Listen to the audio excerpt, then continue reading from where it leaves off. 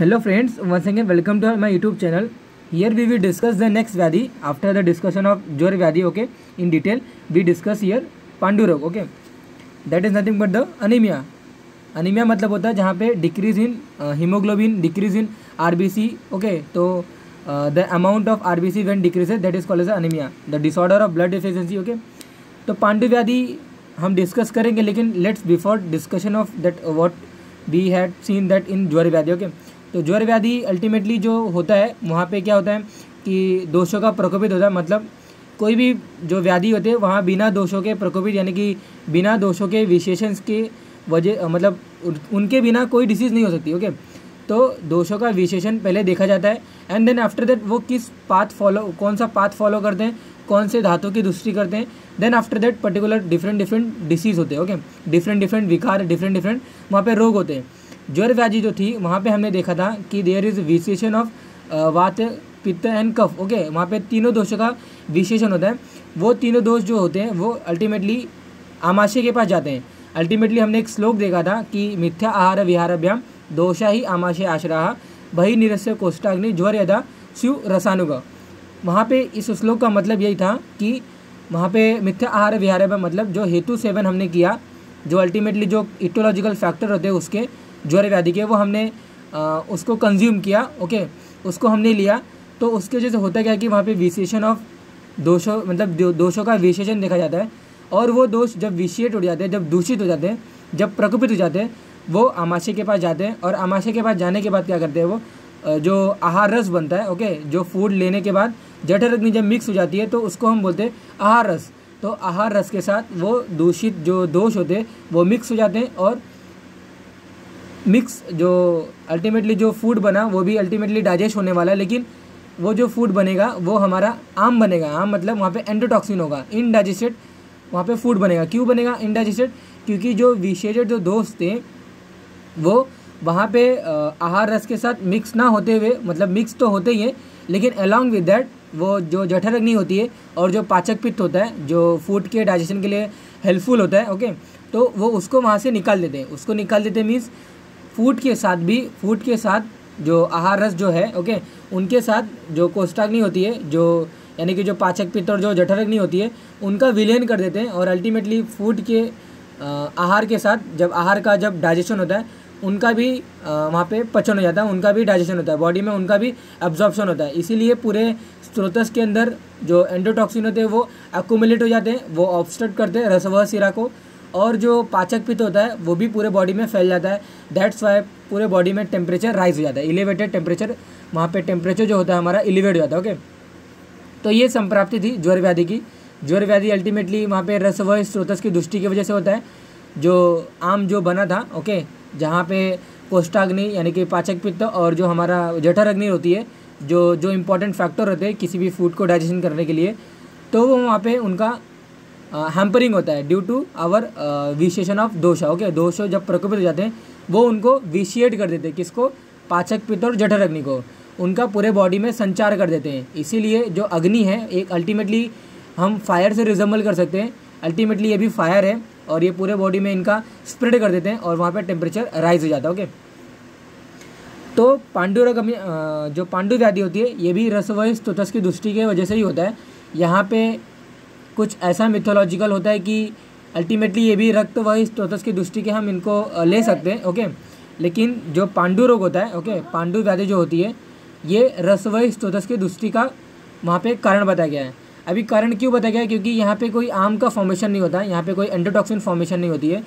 यहाँ पे अल्टीमेटली जो हमारा फूड जो होता है वो प्रॉपर डाइजेस्टेड होता है, ये प्रॉपर सर्कुलेट भी होता है. लेकिन जो एग्रीगेशन जो पित्त होता है, मतलब जो पित्त यहाँ पे जो मेनली जो दोषों का जो विशेषण होता है, यहाँ पे पित्त का एग्रीवेशन होता है. एग्रीवेशन मीन्स वहाँ पे बढ़ता है, पित्त प्रकोपित हो जाते हैं, पित्त का विशेषण दिखाई देता है यहाँ पे इस व्याधि में. तो पांडु रोग जो होता है ये इसके कुछ इटोलॉजिकल फैक्टर होते हैं. ड्यू टू दैट वहाँ पे पित्त का विशेषण होता है, पित्त प्रकोपित हो जाते हैं. और जब पित्त प्रकोपित हो जाते हैं तो एक साधक पित्त होता है. ओके, तो अल्टीमेटली पित्त जो फंक्शन करता है, पित्त मेटाबॉलिज्म का फंक्शन करता है, पित्त जो होता है कन्वर्जन का फंक्शन प्ले करता है. ओके, तो ये सभी फंक्शन जो होते हैं वहाँ पे बॉडी के अंदर जो कन्वर्जन होता है, बॉडी में जो मेटाबॉलिज्म होता है, उसका थोड़ा हैम्परिंग हमें देखने को मिलता है। ओके, तो we will discuss in detail the पांडु व्याधि। Okay, so let's continue with our to this topic that is nothing but the पांडु व्याधि। ओके, तो first of all we will see that introduction. Okay, तो that is called as रस प्रदोषज व्याधि। तो अल्टीमेटली जो हमारा रस बनता है, रस मतलब जो न्यूट्रिशन, जो कि हम ऐसा बोलते हैं कि स्मॉल इंटेस्टाइन में जो भी हमारा फूड आता है वो डाइजेस्ट होता है एंड देन अल्टीमेटली पूरे बॉडी में बिफोर पूरे बॉडी में सर्कुलेट होने से पहले वो पोर्टल वेन में आता है। पोर्टल वेन के वाया देन वहाँ पे लीवर के थ्रू होके हार्ट के पास जाता है and then heart circulate that all parts of nutrition and then जो भी इम्पॉर्टेंट जो भी वहाँ पे मटेरियल होता है वो हार्ट पूरे बॉडी में सर्कुलेट करता है। ओके, स्प्रेड करता है। इन दैट सेम मैनर यहाँ पे भी जो भी हमारा न्यूट्रिशन, जो भी हमारा प्रोडक्ट जो बना after the digestion of food, ये भी प्रॉपर ही बनता है। ओके, लेकिन जब वहाँ पे एक ऐसा पित्त बताया गया, यानी कि अल्टीमेटली मैंने भी बताया कि पित्त जो होता है उसका जो मेन काम होता है वो मेटाबॉलिज्म का काम करता है, यानी कि वहाँ पे इट में भी दैट कैटाबॉलिज्म, इट में भी द एनाबॉलिज्म, यानी कि वहाँ पे जो गैलेक्टोज है, वहाँ पे जो लैक्टोज है, उनका ग्लूकोज एंड देन गैलेक्टोज में कन्वर्ट करना, या फिर अगर एक्स्ट्रा कोई ग्लूकोज मॉलिक्यूल है तो उसको ग्लाइकोजन में कन्वर्ट करना and then it store in muscles cells, it store in liver cells. Okay, तो ये एनाबॉलिज्म, कैटाबॉलिज्म, वहाँ पे जो कन्वर्जन है, ये सभी जो फंक्शन होते हैं ये पित्त दोष रिस्पॉन्सिबल होता है उसके लिए। ओके, तो यहाँ पे मैंने ऑलरेडी आपको बताया है कि जो 3 दोष होते हैं, त्रिदोष, वात, पित्त, कफ, ये तीनों दोष हमेशा एक मतलब जितने भी बॉडी में चैनल्स होते हैं इनका नॉर्मल फ्लो होता है। ओके, सभी चैनल्स में तीनों दोषों का नॉर्मल फ्लो होता है। ऐसा यहाँ पे कुछ आचार्य ने मतलब आप ऐसा रीड आउट किए रहोगे in first year, that is nothing but the there is 5 types of पित्त, दैट इज नथिंग बट पाचक पित्त, साधक पित्त। ओके, देन वहाँ पे आलोचक पित्त, ऐसे समथिंग दैट 5 टाइप्स ऑफ पित्त बताया गया है। तो on the basis of location वहाँ पे अल्टीमेटली पित्त जो होता है पूरे बॉडी में संचारगामी होता है। ओके, पूरे बॉडी में वो फ्लो होते रहता है, लेकिन कुछ ऐसे पर्टिकुलर लोकेशन बताए गए जहाँ पे एक पर्टिकुलर वो अपना ज़्यादा काम करते हैं। ज़्यादा काम means that is nothing but एक जो इंपॉर्टेंट जो उनका काम होता है मेटाबॉलिज्म, कन्वर्जन का और जो ट्रांसफॉर्मेशन का जो भी इनका काम होता है वो वहाँ पे वो ज़्यादा काम करते हैं, इसलिए इनको particular location wise and particular नाम दी देगा। ओके, पाचक पित्त जैसे कि हमारे आमाशय में होता है जो कि फूड के डाइजेशन के लिए हेल्पफुल होता है, और वहाँ पे जितने भी मटेरियल आते हैं ओके फूड के डाइजेशन करने के लिए उनका कन्वर्जन करते हैं, उनका ट्रांसफॉर्मेशन करते हैं, उनको ब्रेक करते हैं। ओके, तो on the basis of location, on the basis of what they perform, उसके बेसिस पर हम क्या करते हैं, अलग अलग लोकेशन के वाइज अलग अलग पित्त को मतलब अलग अलग पित्त के नाम दे देते हैं। ओके, तो जैसे साधक पित्त जो होता है, साधक पित्त ये भी अल्टीमेटली टाइप ऑफ पित्त होता है, जो कि कोई टाइप पित्त के टाइप नहीं होते, लेकिन ऑन द बेसिस ऑफ जो लोकेशन होते हैं ओके सम ऑर्गन्स में जो कोई पित्त होते हैं वो अपना बहुत ही इंपॉर्टेंट काम करते हैं। इंपॉर्टेंट काम means that is nothing but जो उनका काम होता है वो ज़्यादा मैनर में करते हैं, इसलिए उनको एक लोकेशन वाइज वहाँ पे उनको एक नाम दे दिया जाता है। ओके, तो इन दैट सेम मैनर जो पांडु व्याधि होती है, हमारा जो एक समथिंग टाइप ऑफ पित्त होता है साधक पित्त जिसे हम बोलते हैं, जो कि हार्ट में पाया जाता है। अभी हार्ट में पित्त का क्या रोल होता है, हार्ट जो होता है वो पूरे बॉडी में जो ब्लड्स होते हैं, जितने पूरे बॉडी में जो ब्लड वॉल्यूम होता है ओके पूरे बॉडी में जो रस धातु आता है उसको सर्कुलेट करता है। ओके, जो food digest after the digestion of food जो भी मटेरियल आता है उसको पूरे बॉडी में संचार करने के लिए, स्प्रेड करने के लिए हार्ट रेस्पॉन्सिबल होता है। ओके, तो यहाँ पे जो पित्त रेस्पॉन्सिबल होता है ये क्या होता है, ये भी सर्कुलेशन में, इसका जो पंपिंग एक्शन में होता है। ओके, तो ये सभी फंक्शन के लिए वहाँ पे पित्त रेस्पॉन्सिबल होता है। ओके, तो अल्टीमेटली बॉडी में पूरे बॉडी के लिए नीड होती है पित्त दोष, लेकिन हार्ट के ऐसा on the basis of location मैंने भी जस्ट बताया। ओके, तो पित्त को डिवाइड कर दिया गया है। तो साधक पित्त जो होता है हार्ट में अपना ज़्यादा एक इम्पॉर्टेंट काम करता है, वहाँ पे पंपिंग एक्शन का काम करने लगता है, वहाँ पे रिलैक्सेशन का जो काम होता है। ओके, तो ऐसा बोला जाता है कि साधक पित्त जैसे भी वहाँ पे उनमें हेल्पफुल फैक्टर होता है। तो पांडु व्याधि एक ऐसी व्याधि होती है, रस प्रदूषित व्याधि है। ओके, मैं आपको फर्दर स्लाइड में बताऊंगा कि यहाँ पे पित्त का एग्रीगेशन हो जाता है, पित्त बढ़ जाता है। किसका पित्त, अपना जो साधक पित्त है वो उनमें बढ़ जाता है और बढ़ने की वजह से क्या होता है, वो पित्त अलॉन्ग विद दैट जो फूड जो अब्जॉर्ब अलॉन्ग विद दैट जो मटेरियल आया हुआ रहता है इंटेस्टाइन से एब्जॉर्ब होके हमारे हर्ट तक, हृदय तक, तो अलॉन्ग विद दैट जो एग्रेवेटेड जो पित्त होता है, साधक पित्त होता है, वो भी फूड के साथ मिक्स होकर पूरे बॉडी में उसका संचारगामी हो जाता है। ओके, तो उसकी जो संप्राप्ति होती है हम डिटेल में रीड आउट करेंगे। ओके, तो फर्स्ट ऑफ ऑल इसका इंट्रोडक्शन देख लेते हैं। तो इट इज़ ऑल्सो रस प्रदोषित व्याधि। ओके, एंड यहाँ पे रस व स्तोत्रस की दृष्टि होती है। अल्टीमेटली कुछ आचार्यों ने ऐसा भी बोला गया है कि जो पांडु व्याधि होती है, पांडु व्याधि it is not a separate व्याधि, it is comes under in the another व्याधि। ओके, तो ऐसा बोला जाता है कि ग्रहणी व्याधि जो होती है वहाँ पे IBS होता है, इंटेस्टिनल बॉवल सिंड्रोम। ओके, कुछ व्याधि ऐसी होती है कि वहाँ पे सच एस, अभी जैसे मैंने ग्रहणी व्याधि बताई, सच एस ऐसे नंबर ऑफ व्याधि होती है, कामला व्याधि होती है। तो वहाँ पे ऐसा बोला जाता है कि पांडु वहाँ पे अल्टीमेटली इंक्लूड हो जाता है। पांडु मतलब होता है कि वहाँ पे पैलरनेस देखी जाती है, means discoloration of skin, discoloration of जो हमारे नेल्स होते हैं, डिसकलरेशन ऑफ जो हमारे आईज़ होते हैं। ओके, तो वहाँ पे जितने भी ये सब पार्ट्स में बताया, तो वहाँ पे क्या होते हैं, इनमें डिसकलरेशन, ओके, इनमें कलर का चेंजेस आ जाता है, तो इन्हीं को क्या बोलते हैं, पांडु व्याधि बोलते हैं। जॉन्टिस यानी कामला जो व्याधि होती है वहाँ पे भी कलर में चेंजेस आते हैं। ओके, जॉन्टिस जिसे हम बोलते हैं due to aggregation of bilirubin and biliverdin. तो ऑब्स्ट्रक्टिव जॉन्टिस यहाँ पे, या फिर वहाँ पे एक जब अगर excess secretion of bilirubin and biliverdin होते हैं तो वहाँ पे फर्दर टाइप ऑफ कामला होती है। ओके, तो रुद्ध पित्त कामला एंड बद्ध पित्त कामला, ऐसे 2 टाइप ऑफ कामला व्याधि होती है। इनमें भी क्या होता है, जो पीतवर्णीय और जो डिफरेंट जो डिस्कलरेशन त्वक का होता है, नख का होता है, आनन यानी कि जो हमारे जो चेहरे का होते हैं। ओके, और जो हमारे जो नेत्र होते हैं, इन सभी का वहाँ पे डिस्कलरेशन होता है कामला व्याधि में भी। कुछ आचार्यों ने वहाँ पे कुछ समथिंग जो ग्रंथकार हैं उन्होंने बताया है कि it may include in different व्याधि एज वेल, और it may be the separate व्याधि। ओके, चरक ने पांडु व्याधि को सेपरेट व्याधि ऐसा वहाँ पे इंडिकेट नहीं किया। उन्होंने बोला है कि ग्रहणी व्याधि की वजह से भी पांडु व्याधि हो सकती है, वहाँ पे एनीमिया व्याधि हो सकती है। ओके, तो वही है, various gastrointestinal problem can also lead in development of Pandu व्याधि। ओके, तो वही अल्टीमेटली यहाँ पे जो स्टेटमेंट लिखा गया है वे चरक का ही स्टेटमेंट है कि ग्रहणी व्याधि से पांडु व्याधि हो सकती है। ग्रहणी व्याधि में होता क्या है कि वहाँ पे अग्निमांद्य जैसे प्रॉब्लम आती है, देन अल्टीमेटली जो हमारा जो रिजल्ट बनता है after the digestion of food, उसमें क्या होता है, उसमें वेरिएशन देखे जाते हैं। और ड्यू टू दैट वेरिएशन देखने के बाद क्या होता है, जो जितने भी ऐसा मॉडर्न से अगर कंपेयर करेंगे तो जितने भी फैक्टर होते हैं जो कि RBC के प्रोडक्शन के जो हेल्पफुल होते हैं, वो वहाँ पे उनका प्रॉपर मेटाबॉलिज्म और प्रॉपर वहाँ पे कन्वर्जन नहीं होता है due to not proper digestion of that particular food. Okay, इसीलिए वहाँ पे RBC की प्रोडक्शन नहीं होती है, इसलिए पांडु व्याधि देखी जाती है। ऐसा वहाँ पे ग्रहणी व्याधि से हो सकता है। ओके,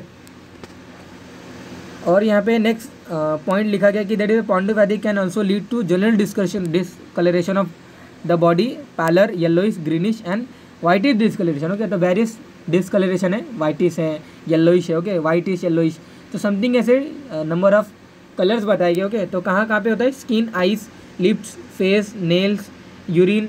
ओके, जो हमारे मूत्र या फिर जो फीसेस होते हैं, तो इनमें भी इनका कलर के चेंजेस हमें देखने को मिल सकते हैं पांडु व्याधि में। ओके, तो पांडु व्याधि हम डिटेल में देखेंगे, तो संप्राप्ति जब हम देखेंगे तो अल्टीमेटली वहाँ पे मैं बताऊँगा। कामला और हालिमक कामला, कुंभ कामला, ये सभी जॉन्टिस के जॉन्टिस के टाइप्स हैं। अल्टीमेटली जब वहाँ पे जो कामला व्याधि होती है ये रक्त प्रदोषित व्याधि है, हमारा जो पांडु व्याधि होता है ये रस प्रदोषित व्याधि होता है। अगर पांडु व्याधि को अगर ट्रीट नहीं किया गया, अगर इसकी क्रोनिसिटी बढ़ गई तो ये कामला व्याधि में कन्वर्ट होता है, क्योंकि रस प्रदोषित जो व्याधि होती है, रस धातु की दुष्टि होने की वजह से क्या होता है, पांडु व्याधि हुआ। ओके, ऐसा मैं स्टेटमेंट बता रहा हूँ। लेकिन जो धातु की जो दुष्टि हुई, ये वहाँ पे ज्वर व्याधि में रस धातु की दुष्टि हुई थी, पांडु व्याधि में भी रस धातु की दुष्टि हो रही है, लेकिन दोनों में कुछ डिफरेंस है। व्हाट इज़ दैट, वहाँ पे क्या होता है, अग्निमांद होती है, वहाँ पे आम बनता है और देन अल्टीमेटली पूरी बॉडी में वो संचारगामी होता है। ओके, यहाँ पे जो अल्टीमेटली जो फूड जो हमारा बना है ये प्रॉपर रहता है, प्रॉपर फूड हार्ट के पास आता है, और हार्ट के पास जो साधक पित्त होता है वो फूड के साथ मिक्स होकर पूरे बॉडी में संचारगामी होता है। ओके, तो अल्टीमेटली जो पित्त होता है, ओके, जो एग्रीगेटेड जो पित्त होता है, वो जो हमारा जो धातु बना रस धातु, ये उसके साथ मिक्स हो जाता है, इसीलिए इसको बोलते हैं रस धातु प्रदूषित व्याधि। ओके, तो रस धातु की दुष्टि के होने के वजह से वहाँ पे पांडु व्याधि हो सकती है, ऐसा वहाँ पे बोला गया है। क्यों दुष्टि हुई? क्योंकि जो साधक पित्त है वो रस धातु के साथ मिल जाता है during pumping action of heart, during जब हार्ट पंप करता है, ड्यूरिंग वहाँ पे संप्राप्ति में हम देखेंगे समुदीर्णम यदा पित्तम हृदय समवस्थितम। ओके, तो वहाँ पे वायु जो होती है अलॉन्ग विद दैट पित्त का विशेषण होता है, वहाँ पे पित्त वायु का भी विशेषण भी देखा जाता है। ओके, तो जो व्यान वायु जो होती है, व्यान वायु टाइप ऑफ वायु, ओके, अलॉन्ग विद दैट जैसे पित्त के वेरियस टाइप होते हैं, in that same manner location wise function wise वहाँ पे 5 टाइप्स ऑफ वायु, 5 टाइप्स ऑफ पित्त एंड 5 टाइप ऐसे कब बताए गए। तो आउट ऑफ दैट जो व्यान वायु होती है, out of that 1 type of वायु जो व्यान वायु होती है, वो हार्ट को वहाँ पे स्टिमुलेट करता है, हार्ट को पंप करता है, और अलॉन्ग विद दैट जो डाइजेस्टेड मटेरियल आया था हमारे इंटेस्टाइन से, वो उसमें जो साधक पित्त होता है, जो पित्त होता है, एग्रीगेटेड जो पित्त होता है, वो कंबाइन होकर व्यान वायु उसको प्रोपोगेट करता है, पूरे बॉडी में उसको स्प्रेड कर देता है। ओके, उसको प्रोपेल कर देता है। ओके, तो हम फर्दर उसको देखेंगे, लेकिन what is that, how it is produce, तो उसको ड्यूरिंग में यहाँ पे पॉइंट वाइज बता रहा हूँ आपको। तो कामला व्याधि और जो पांडु व्याधि होती है, दोनों में डिस्कलरेशन हमें देखने को मिलता है, लेकिन कामला व्याधि जो होती है रक्त प्रदूषण की दुष्टि की वजह से होता है। मतलब यहाँ पे जो फैक्टर होते हैं अल्टीमेटली दोनों के फैक्टर सेम होते हैं, दोनों के इटियोलॉजिकल फैक्टर सेम होते हैं, दोनों में जो डिस्कलरेशन होता है, दोनों में जो पूर्व रूप होते हैं, they are same, ultimately this all the things are same. Okay, लेकिन दोनों में यही डिफरेंस होता है कि जो पांडु व्याधि होती है रस प्रदूषित व्याधि होती है, और अगर इनको ठीक नहीं किया गया तो रस धातु से ही रक्त धातु की निर्माण होता है, और रस धातु के वजह से पांडु व्याधि होती है, और पांडु व्याधि में अगर क्रॉनिसिटी हुई तो रस धातु से रक्त धातु की दुष्टि भी हो सकती है, एंड देन अल्टीमेटली रक्त धातु जब दुष्टि हो जाती है तो कामला व्याधि हो जाती है। ओके, तो वही में कहने का मतलब है कि जो पांडु व्याधि जो कामला होता है, ये पांडु का नेक्स्ट स्टेज है। ओके, तो बट पैथोजेनेसिस ऑफ पांडु एंड कामला has very similarity including its aetiological factor and symptom, but differ only in दुष्टि ऑफ धातु। ओके, तो रक्त धातु की यहाँ पे दुष्टि होती है, जो पांडु व्याधि होती है वहाँ पे रस धातु की दुष्टि होती है। इन पांडु व्याधि तो अल्टीमेटली आपको मालूम है क्षीर दधि न्याय की वजह से क्या होता है, रस धातु से रक्त धातु, रक्त धातु से मांस धातु, मांस धातु से मेद धातु, मेद धातु से अस्थि धातु, ऐसे सो ऑन टिल शुक्र धातु तक देखा जाता है, ये साइकिल है। ओके, तो रस धातु जो होती है अल्टीमेटली रस धातु जो है हमारा, हम इनको प्लाज्मा बोलते हैं। ओके, तो प्लाज्मा और जो आरबीसी जो होते हैं उनको हम क्या बोलते हैं, रक्त धातु बोलते हैं। ओके, अगर हम आप जो प्लाज्मा है यानी कि जो हमारा जो ब्लड वॉल्यूम का जो कंटेंट है जिसे हम ब्लड प्लाज्मा बोलते हैं, अगर यही प्रॉपर नहीं रहेगा तो वहाँ पे बहुत सारे चेंजेस हमें देखने को मिल सकते हैं। ओके, कहने का मतलब यही है कि जो पांडु व्याधि होती है ये प्लाज्मा के, अगर प्लाज्मा हमारा यानी कि जो रस धातु है अगर इम्प्रॉपर बनेगा तो उसकी वजह से पांडु व्याधि होती है, एंड देन अल्टीमेटली उसको ट्रीट अगर नहीं किया गया तो रस धातु से जो रक्त धातु की जो निर्माण हो रहा है तो उनमें वेरिएशन देखने को मिलता है। ओके, तो हम डिटेल में उसको देखेंगे संप्राप्ति में। ओके, तो वहीं यहाँ पे लिखा गया पांडु रसवय स्रोत अफेक्टेड बाय विसेटेड पित्त दोष है, पित्त गेट सीटेड इन रसवय स्रोतस। ओके, पित्त जो एग्रीगेटेड जो पित्त होता है वो रसवय स्रोतस के अंदर जाके सीटेड करता है, वहाँ पे बैठ जाता है, ऐसा यहाँ पे संप्राप्ति में लिखा गया है।